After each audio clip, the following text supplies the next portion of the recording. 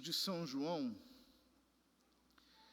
tem uma certa circularidade, ou seja, ele retorna às mesmas ideias. E retornando a essas ideias, ele as amplia. É como se, fechado um círculo, abrisse-se outro círculo maior e assim sucessivamente, a partir do mesmo ponto. Toda a primeira parte da primeira leitura é uma repetição daquilo que ouvimos nos últimos dias. Caríssimos, se Deus nos amou assim, nós também devemos amar-nos uns aos outros. Ninguém jamais viu a Deus. Se nos amamos uns aos outros, Deus permanece conosco, e seu amor é plenamente realizado entre nós. A prova de que permanecemos com Ele e Ele conosco é que Ele nos deu o seu Espírito. E nós vimos e damos testemunho que o Pai enviou o seu Filho como Salvador do mundo. Todo aquele que proclama que Jesus é o Filho de Deus, Deus permanece com ele e ele com Deus. É como se ele estivesse repetindo a lição. Como se ele quisesse inculcar, martelar em nós as mesmas ideias. E nós conhecemos o amor que Deus tem para conosco e acreditamos nele. Deus é amor. Quem permanece no amor permanece com Deus, Deus permanece com ele. Nisto se realiza plenamente o seu amor para conosco, e nós termos plena confiança no dia do julgamento. Agora vem o passo a mais. Uma ideia nova, que ele afirma depois de reafirmar todas as ideias que já foram anteriormente bem esboçadas. No amor não há temor. Ao contrário, o perfeito amor lança fora o temor, pois o temor implica castigo. O que São João está dizendo? Ele está dizendo que nós temos como que duas extremidades, nas quais uma está o temor e outra o amor. Mas que tipo de temor? Que está na extremidade oposta à do amor. É o temor que São Tomás chama de servil. E é esse temor servil que uma pessoa que está começando na vida espiritual geralmente tem. Então, por exemplo, o fulano participou de um retiro, foi impactado pela graça, e aí diz, não, agora eu quero me converter. Eu quero fazer as coisas do jeito certo. Existe aquele fervor inicial do neófito, daquele que começou o seu caminho na vida espiritual. Mas esse fervor acaba. Então, a pessoa precisa começar a lidar com as dificuldades de viver segundo o Evangelho. Então, os autores espirituais dividem a vida espiritual numa espécie de 3 regimes. Em primeiro lugar, eu tenho um regime dos mandamentos, depois eu tenho um regime das virtudes, e por último eu tenho um regime dos dons do Espírito Santo. Então, uma pessoa que está se convertendo, ela começa pelo regime dos mandamentos. Então, eu não posso fazer isso porque isso é pecado. Se eu fizer isso, eu vou para o inferno. Isso aqui eu não devo fazer porque está errado. Aquilo, não, eu não posso fazer porque o mandamento de Deus me proíbe. Aquela outra coisa, o mandamento de Deus me ordena a fazer. Então, se está preceituado, eu vou fazer. Mas, de uma maneira forçada. Ou seja, aquilo não se incorporou ainda na personalidade desse neoconvertido. E é normal que seja assim. E nós todos precisamos passar por isso, porque senão nós não lançamos os fundamentos da vida espiritual. E qual que é o fundamento principal da vida espiritual? É a consciência de que nós não somos nada. É a humildade. Ou seja, é a percepção de que quem nos salva é a graça de Deus, é Cristo, nós dependemos dele para dar um passo, para fazer uma jaculatória. Eu preciso da graça de Deus para tudo. Essa é a boa doutrina católica. Mas eu só vou aprender isso pela experiência, lidando com as minhas mazelas, os meus defeitos. E aí o temor de Deus vai exercer um papel que é importante. Qual é o problema? O problema é que nós não deveríamos continuar no regime do temor, dos mandamentos. E a maior parte dos cristãos ainda vive no regime do temor. Só não faz o que gostaria porque Deus proíbe.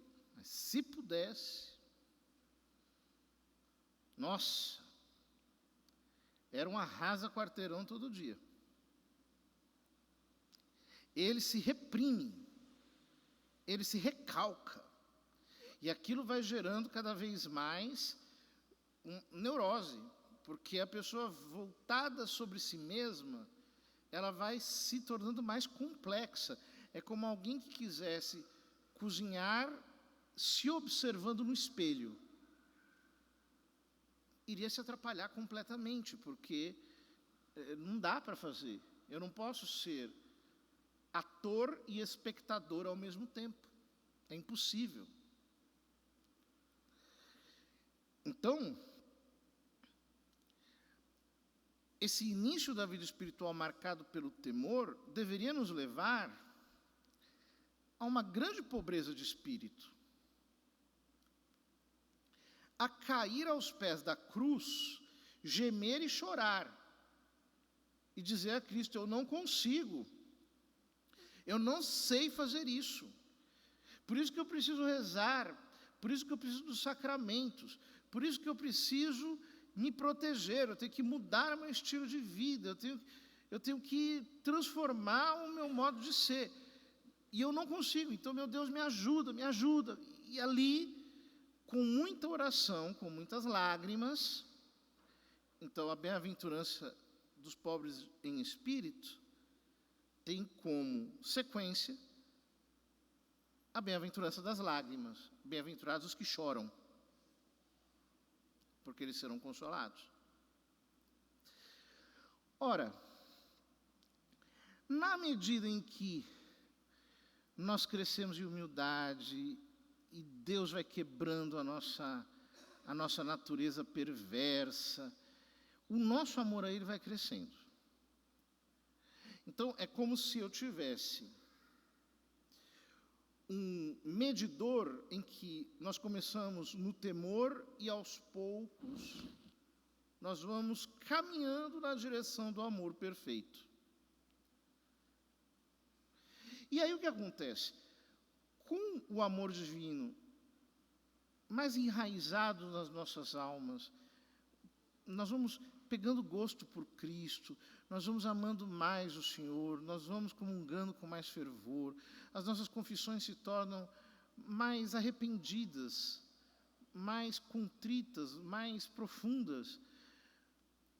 Nós vamos buscando um espírito de simplicidade, de obediência, vamos pegando aversão às nossas falsidades, porque nós fingimos muito cristianismo, fingimos demais, então as máscaras vão caindo.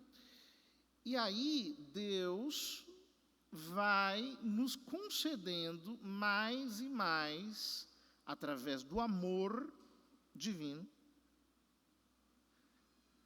um crescimento em virtude porque vem dele. Um cristão de verdade deveria experimentar isso na sua vida cotidiana. Tipo, olhando para trás, eu já não me reconheço, eu não sei como, mas existem reservatórios de paciência que não são meus. Existe uma inocência que não é minha e que transcende a simples castidade.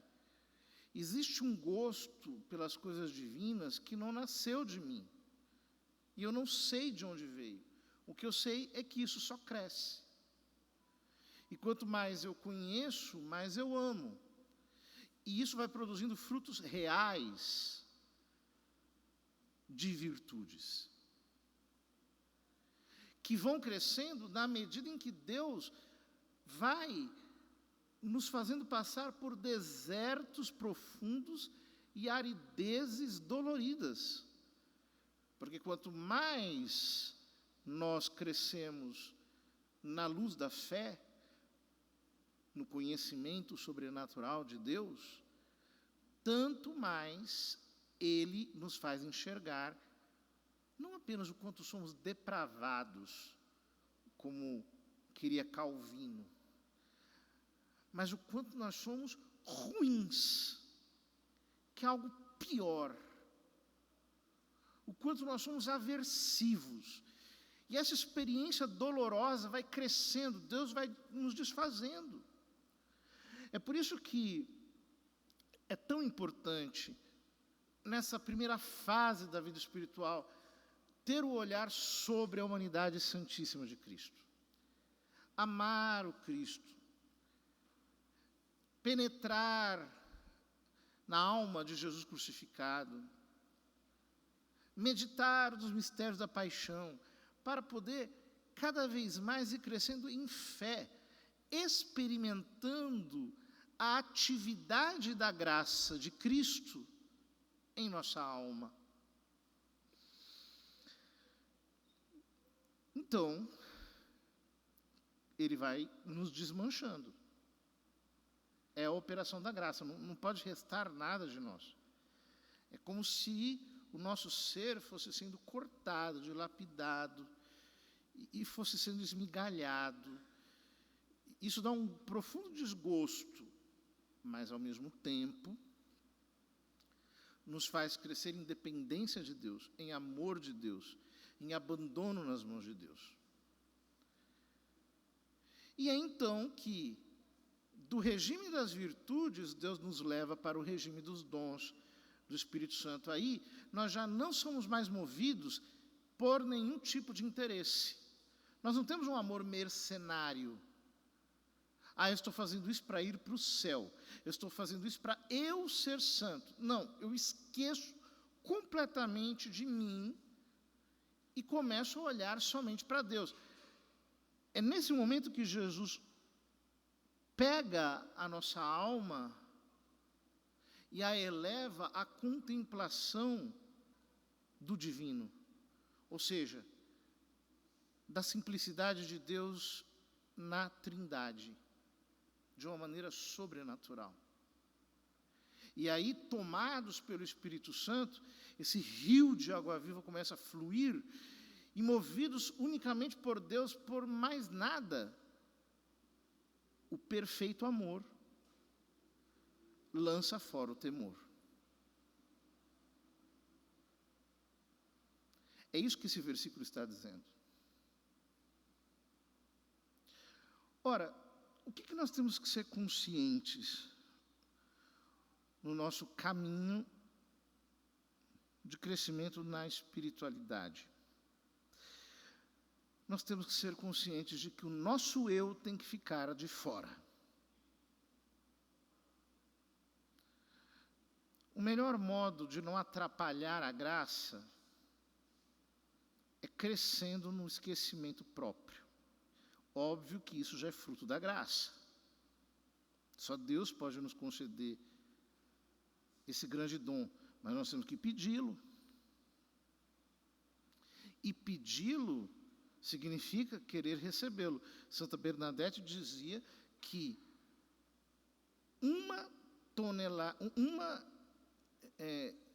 é preciso uma tonelada de humilhações para ter 1 grama de humildade. E essas humilhações começam pela própria graça de Deus nos desmascarando. Nós temos que parar com essa ideia de que nós somos do bem, que nós somos bonzinhos, que nós somos legalzinhos, que nós somos melhores do que os outros, que nós somos cristãos que estão se esforçando, cristãos que estão se melhorando. Não, nós somos muito ruinzinhos mesmo. Comece a olhar profundamente para o esgoto das suas tendências mais baixas e a se humilhar. E a pedir a Deus cada vez mais humildade. Quanto mais você pedir e Deus conceder, mais rápido esse trabalho de desmanche do seu ego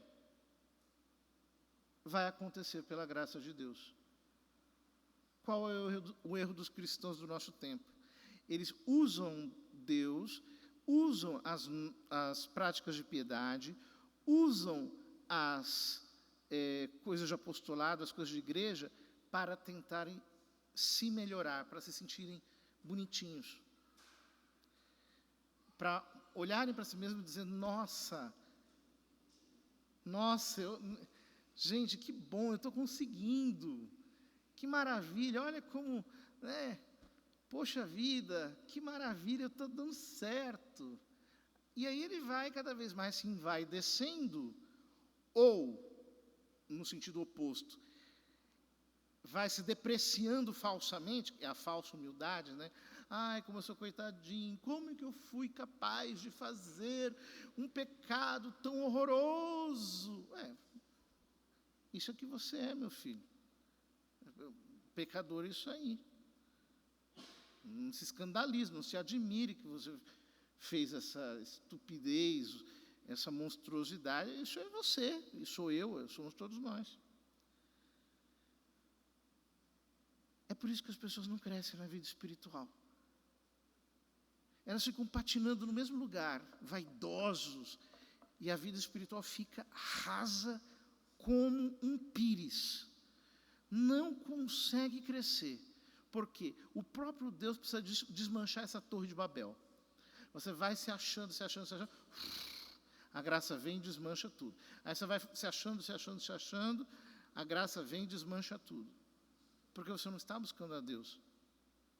Você está só buscando a si mesmo. Aí você não vai conseguir orar, você não vai conseguir se derramar na presença de Deus. Você vai ser sempre uma criança caprichosa. Eu me lembro de um filme que eu assisti há um tempo atrás, que era um filme sobre um exorcista, né? Eu gosto de filme de exorcismo.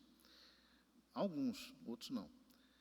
E tinha lá uma hora que a elite de uma cidade americana, que era satanista, queria ser possessa pelo demônio, né? E aí estava lá o demônio, saindo lá de um homem, que era o chefão do Satanás.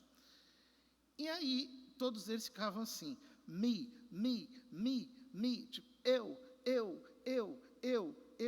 para que o demônio escolhesse a eles, né? A gente faz isso com Deus. Eu quero para mim, eu quero dom, eu quero carisma, eu quero isso, eu quero, eu. Nós tratamos Deus como se ele fosse o demônio. O eu tem que ficar de fora. É só Deus. Dentro de nós não pode ter nada, a não ser Ele. Vamos pedir ao Senhor que nos faça chegar à perfeição do amor, o amor divino. Que essa seja a nossa verdadeira fascinação. que nós paremos de ficar com essa espiritualidade narcisista que tanto dano tem causado à nossa geração. Com todo o seu pietismo, falando de Santa Teresa, de São João da Cruz, com todo o seu moralismo, falando de Santo Afonso, de Rui Marinho, de sei lá quem, com toda a sua ortodoxia morta, pegando os concílios e tudo mais e tal, para atacar como pedra na cara dos outros, com todo esse liturgicismo vazio. Porque eu prefiro essa missa, porque essa missa é tal, aquela outra tal. Eu sou do rito bizantino, eu sou do rito armênio, eu sou do tridentino, eu sou do Vaticano II. Nada disso. Nada disso. Porque todo esse circo, que parece tão católico, na verdade é feito de vazio, de uma espiritualidade anã, que não cresce e nunca vai crescer, porque ela não é feita de amor a Deus, ela é feita inteiramente de amor próprio e de vaidade.